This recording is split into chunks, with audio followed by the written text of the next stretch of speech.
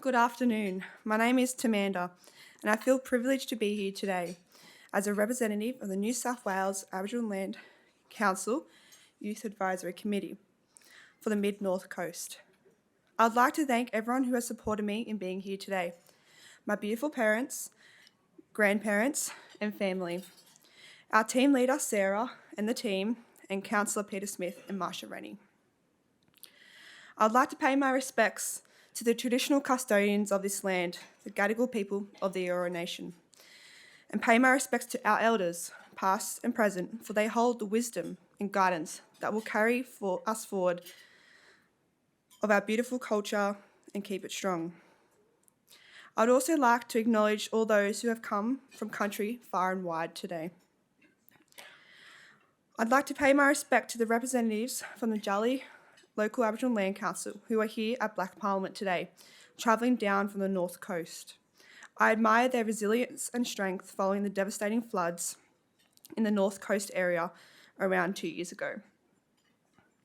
I'm a Bundjalung and Worimi woman, family and kinship ties to Cabbage Tree Island and Foster, along the mid to north coast of New South Wales, and I was raised on Darrell country along the south coast of New South Wales.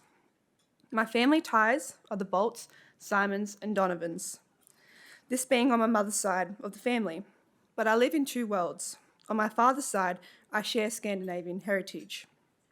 I'm extremely proud of both my cultures, but living here in Australia, on country, I feel a true sense of connection, a sense of home, a place where my family come together to share moments and cherish our memories, a time in our lifelong journey.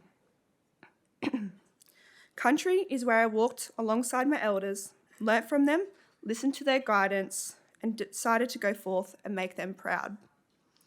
Country is where my great-grandparents founded Bunya Local Aboriginal Land Council on Biripi country, and where my pop is CEO and my uncle is chairperson. But also where my community come together, where my nan and pop have made a home for their children, grandchildren, nephews and nieces. It's where we have mourned, celebrated life and our family connections. I've had the pleasure of travelling on country all throughout New South Wales, learning and engaging in culture, learning song, dance and sharing stories of the 5 islands on Darrell country, embracing our ancestors atop Gulliga Mountain on Yuin country, standing on the beautiful sands of Foster on Worimi country, listening to the stories shared by my nan and aunties, engaging in the history of Biripi country as told by my pop and uncles, and being immersed in culture on Arnhem Land, Larrakia country, Binyan and Mungwi country, just to name a few. I've always been present and conscious of where my heart and feet may lead me. Being immersed in culture throughout Australia has been such a blessing. Community has always been welcoming and willing to share their knowledge and wisdom. In doing so, I have been supported every stage of my journey, the journey of finding a sense of self and identity. I have recognised our unique differences in Dreamtime, stories and law, and pay my respects to these differences. But what I find is that our similarities are what connects us to country. Is our kinship bonds and a sense of community that always stands out. This is what connects us all. It is what makes our country worth fighting for. Our land, our people, our children and our rights, and we should continue this into the future. We may be recognising land rights in New South Wales today, but we are not to forget the strength and resilience displayed among us all, something I'm proud to play a small role in, and hope that my passion and dedication will one day encourage someone else to stand up and show up. When asked what I wanted to talk about today, I had an instant rush of ideas and did not hesitate for 1 minute.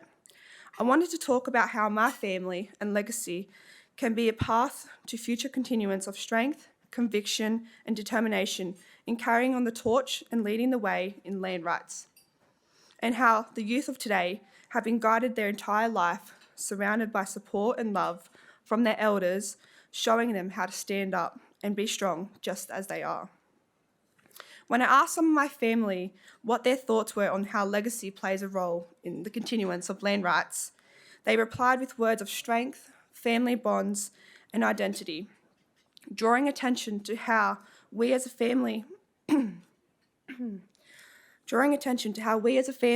community are exposed to the impacts of discrimination and the ongoing fight for land rights. However, we all choose to come together in the face of hardship and challenge these issues, not out of obligation, but out of a sense of identity, belonging, and connection to country and kinship, one that has run deep for many generations, one that has not ceased regardless of what we have faced. I think this shines a tiny little light on an area that is full of such darkness for so long. Keeping this in mind, I reflected on the decades of commitment my family have given to our community and speaking up for our rights, whether that be big or small. We've all played our roles as deadly advocates, and it is from this that I drew my strength to become a lawyer, which I now am.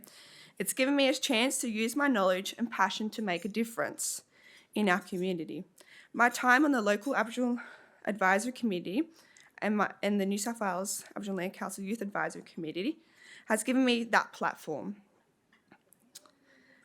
NSWALC has given so many people across New South Wales the opportunity to stand together for more than 40 years, and together we inherit a healthy and strong land rights network. Our community has stood together through the introduction of our founding legislation in New South Wales, which we are celebrating today. The establishment of local Aboriginal land councils, the recognition of native title in the Commonwealth space, and the momentous handback of land, the national apology, the impacts of the Bringing Them Home report, and the deaths in custody.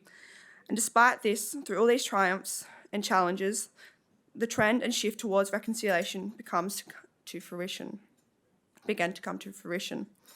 Turning the concept of reconciliation into action to be a living, breathing truth has always had its difficulties through the ever-shifting means of discrimination and lack of cultural awareness. We stand ready to carry on the legacy of our old people and walk with Aboriginal and non-Aboriginal people as our journey continues together for a better future for our young ones and children. With the release of the United Nations Declaration of the Rights of Indigenous People, there was hope that the key rights would be granted to all Indigenous people and would make for a profound change. But the effect will not be as far-reaching as intended, particularly in Australia. Focusing on the lack of rights to land, culture, self-determination, and the right to be free from discrimination, issues which are still being faced daily by so many.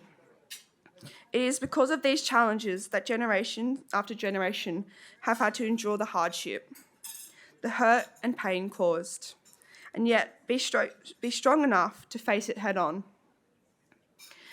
It is the perseverance in the face of adversity that so many of us youth are exposed to from such a young age that instills confidence and lights a little fire in our bellies to continue the fight for our elders, our community, and our own rights and identity. You only have to look at this year's NAIDOC theme for our elders to realise the undeniable respect we have for our elders, the source of our inspiration and commitment to carrying on their work. You see, as the youth, you are never told or forced to walk in the footsteps of your elders, and we are not obligated to show interest nor learn, but rather we want to. It shapes our identity, it fills our hearts, and overall, we are given a voice to be heard, not to be silenced. As a NSWALC youth representative, we have been lucky to be afforded the privilege of representing our regions. Our purpose and functions are to provide advice and make recommendations to the New South Wales Aboriginal Land Council. This is a chance to be heard and to contribute to formal change, an opportunity that leads the way in youth discussion and collaboration. The building blocks for future success, future land rights engagement and advocacy. NSWALC are proud sponsors and mentors of this initiative, demonstrating a true level of commitment and recognition of the path forwards, investing in our youth, guiding them so that advocacy for land rights does not cede. so that it may continue for generations to come. And not just to focus on land rights itself, but what else surrounds it. Pride in culture, the combined celebration of community, a sense of belonging, and a sense of calm, knowing that future generations have an invested interest in preserving our all-encompassing, beautiful culture. We know that one day it will be our turn to lead, and it would be such an honour to be there for the younger generations that follow me, just as my elders have been there for me. I still have so much to learn about law, to learn about my culture and heritage before I get there. But I don't doubt for a second that my elders will show me the path, the way, and give their blessing when it is deserved or earned. I'll know that I did them proud. Let's do it for our elders, our community, and our future generations. Thank you. I hope everyone has a lovely day on this momentous occasion.